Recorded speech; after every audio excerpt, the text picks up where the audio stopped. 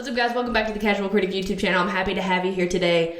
We are reviewing Gilmore Girls, the entire series. I finished it today, unfortunately. I'm sad that it's over, to be honest with you. I do not know what I'm going to do. I don't know where I'm going to go. I don't know who I am anymore.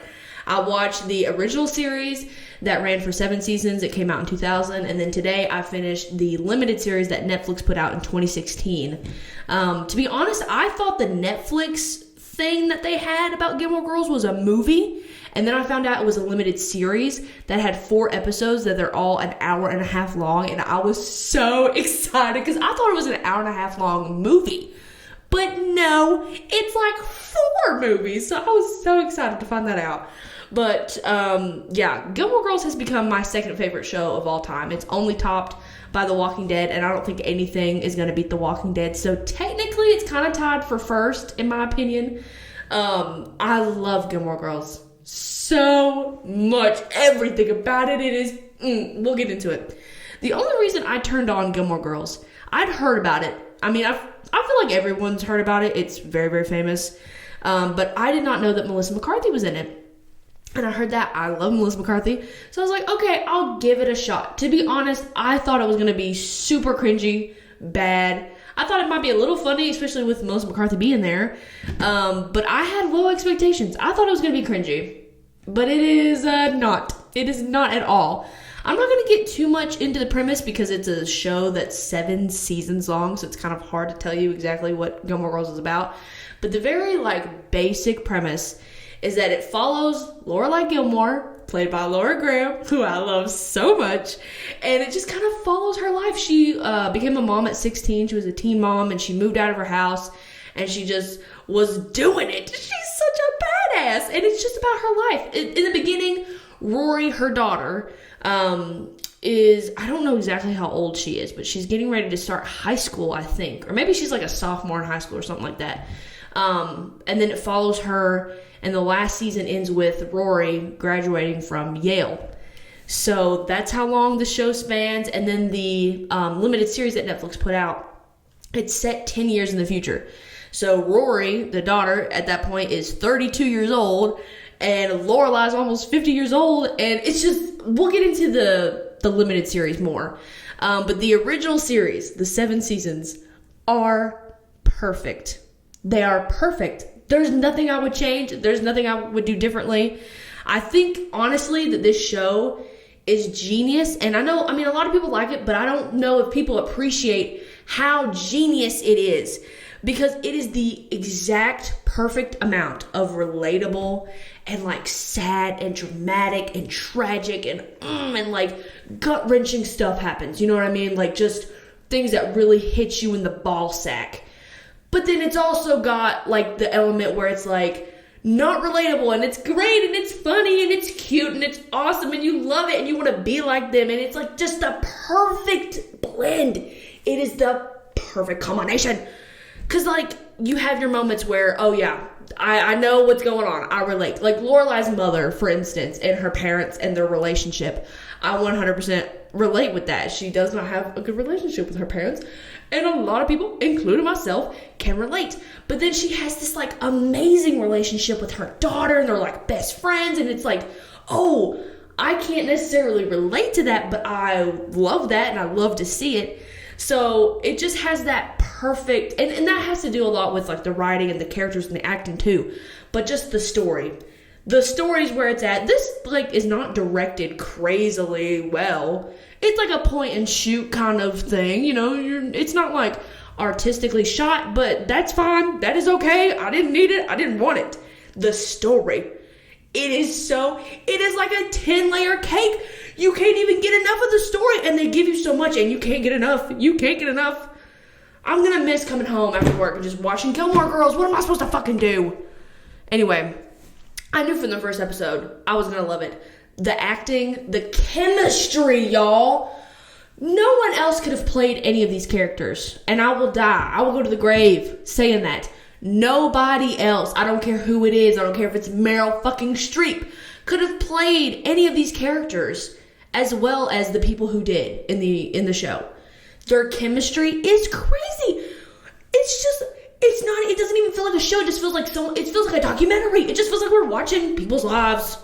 Which, I know there's a lot of psychology to that, but anyway. It's very relaxing. It's very nonchalant, very laid back, but also at the same time, you really get into it. You really love these characters, and you want to know what's going on. Again, with the acting, everyone was top notch. Lauren Graham, who plays Lorelai Gilmore, I don't even know. It's just like, it's not even acting. It's not acting. That's how good it is. I mean, we all know what good acting is. I'm not saying we don't. But that's how good the acting is in Gilmore Girls. It doesn't seem like acting. Who's acting? No, this is just the family. This is just the people. And the chemistry between everyone. Lorelai and her daughter.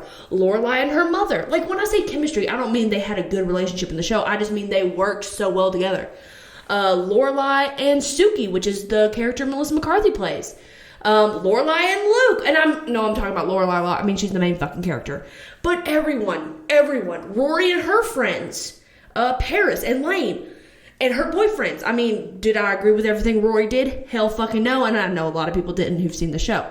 And I don't agree with, like, everything that these characters did. Like, I'm not like, oh, it's just laid back and yada yada and it's fine and it's hunky-dory. No, I got pissed. I got real pissed. Especially at Rory. And I could do a whole fucking video just on that. But everyone's chemistry was off the charts.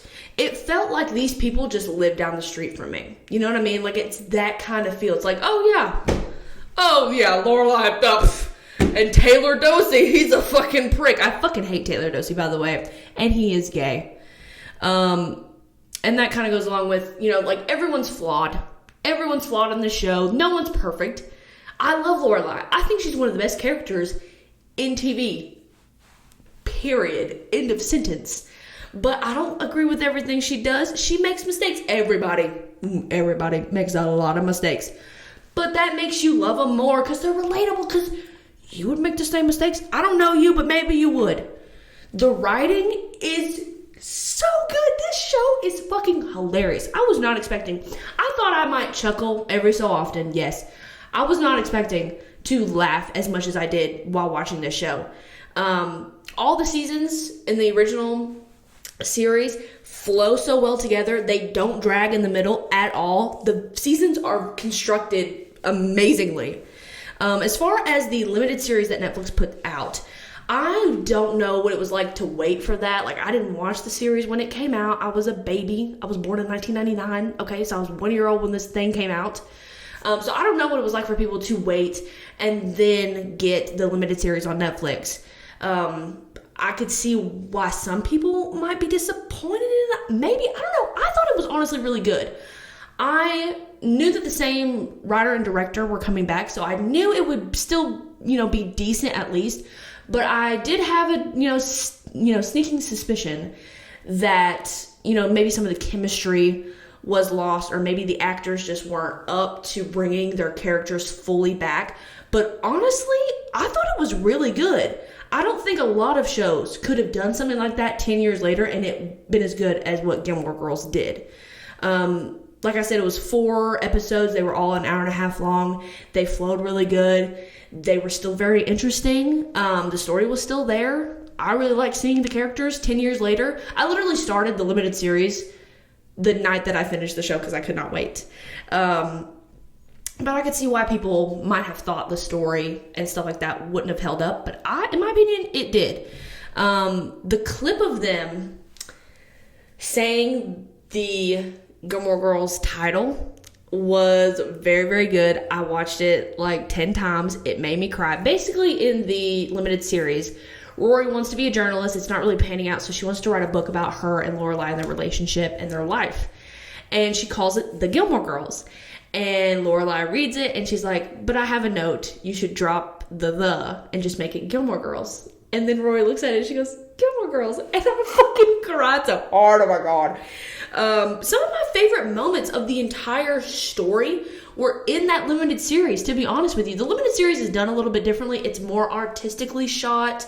But it still has, in my opinion, and I know others might disagree, it still has a very good, it knows what it's rooted in. It's very rooted in the original series. Overall, I can't give this any less than a 5 out of 5. I would give it 10,000 out of 5 if I could. I love this show. I highly recommend you check it out. Everything's on Netflix. And if you've seen Gilmore Girls, let me know your favorite moments in the comments. If you go down in the description box, you'll find my Twitter, TikTok, and Instagram. And be sure to subscribe to this channel. And I'll see you guys in the next review. I'm going to go cry about no more Gilmore Girls. Bye.